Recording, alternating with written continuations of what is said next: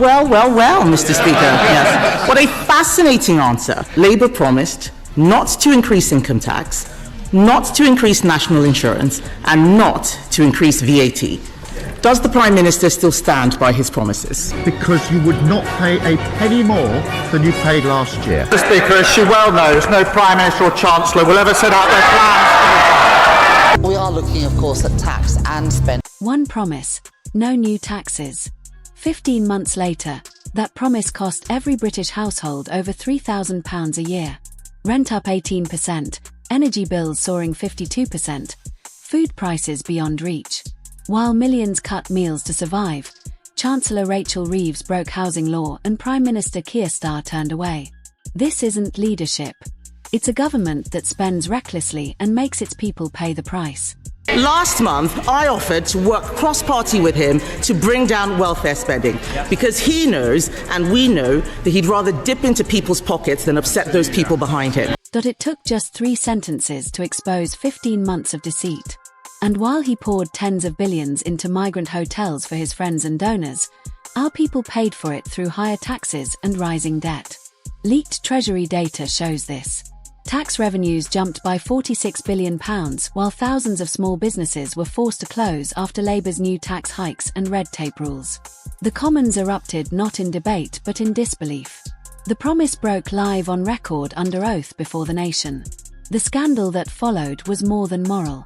It was systemic.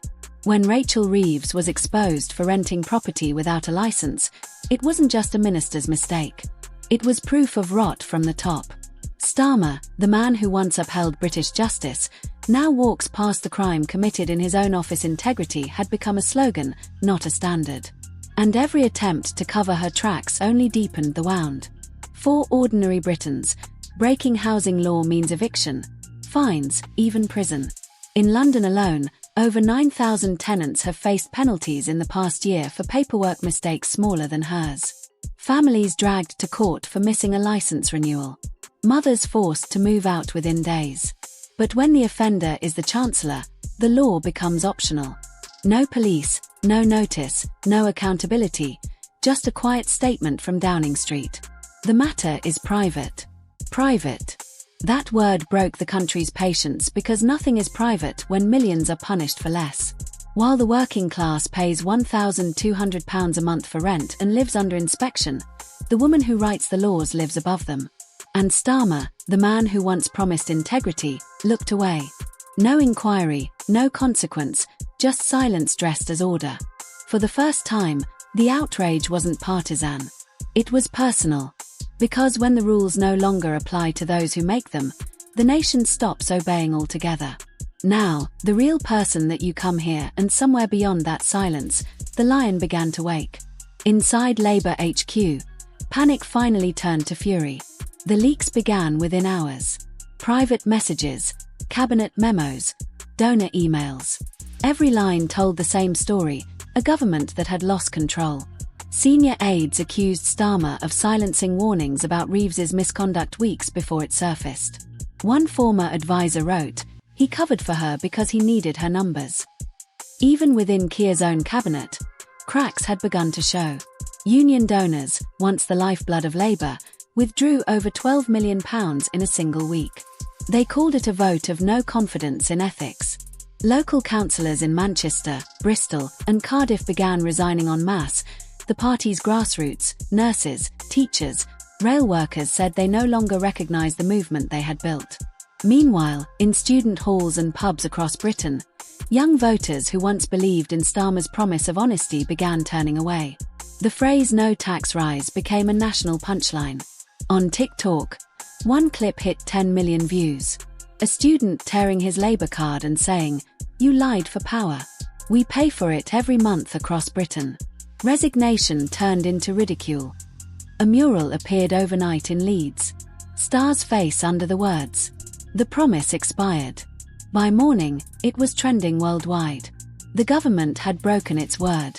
Now its base was breaking with it. And when a government loses laughter, it loses legitimacy. The Prime Minister of our country after that election. Ladies and gentlemen, Kemi Badenoch. While the palace stood silent, the markets began to scream.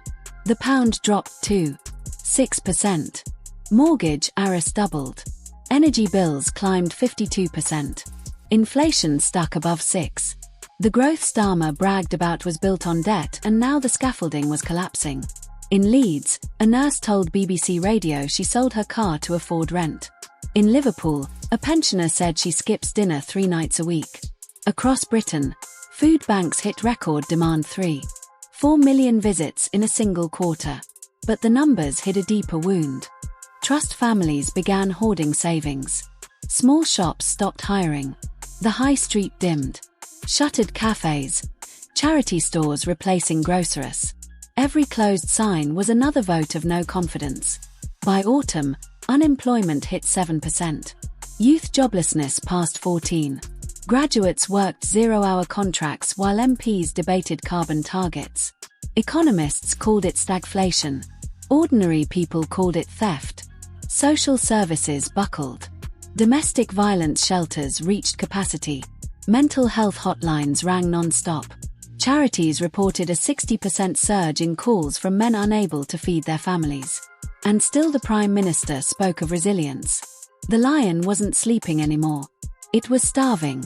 Abroad, Britain's decline became dinner conversation. Le Figaro called it moral collapse. Der Spiegel, a red government turned grey. In Washington, one aide whispered, "He's finished." In Brussels, investors froze £30 billion in projects. No one trusts a country that won't face its own truth. But inside Britain, that shame became fuel. Universities held vigils for honesty. In Leeds, a student whispered, "My grandfather fought for justice. I'll fight for it, too." In Portsmouth, veterans marched beside them. Flags and medals, youth and memory. 2 generations, one cause. Artists joined next. Empty theatres reopened for people's nights where poets read about bills and betrayal. Every verse was a headline rewritten. A choir in Durham recorded a hymn called "Our Hands Are Clean." Within days, it reached 1 million streams. Abroad, bird cameras framed chaos. Inside, a movement found rhythm. Because when the world doubts you, you remember who you are. The foreign press called it unrest. The British called it rebirth. And as headlines turned away, the heartbeat of a nation grew louder. By month's end, the facade had cracked. 3 ministers resigned. 2 were suspended. 1 defected.